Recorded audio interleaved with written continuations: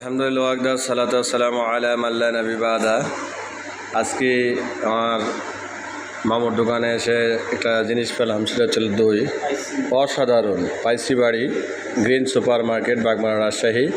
আপনারা যদি ভবানীগঞ্জ বাজারে যদি ঢোকেন তাহলে অবশ্যই পাইসি বাড়িতে এসে এই দইটা খাবেন। এত সুস্বাদু।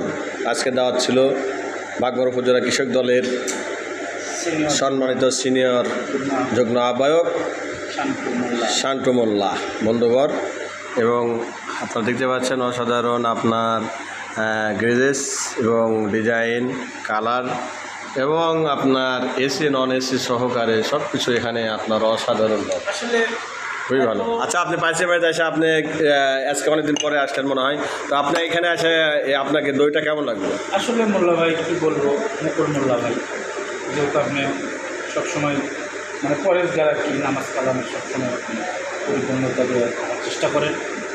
আসলে পাইসি বাড়িতে আজকে দই খাওয়ার পরে আমার ছোটো ভাই সোহাগের কাছ থেকে এত টেস্ট, মানে দইটা আসলে চাপায়ে না খেলে বোঝা মুশকিল।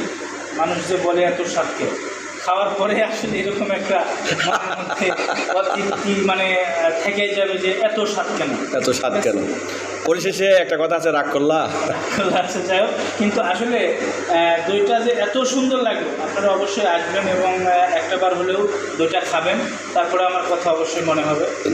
ধন্যবাদ আপনাকে কত সুন্দর কথা বলার জন্য। আপনারা সবাই পাইসি বাড়িতে আসবেন অবশ্যই। আসসালামু আলাইকুম ওয়া রাহমাতুল্লাহি ওয়া বারাকাতুহু।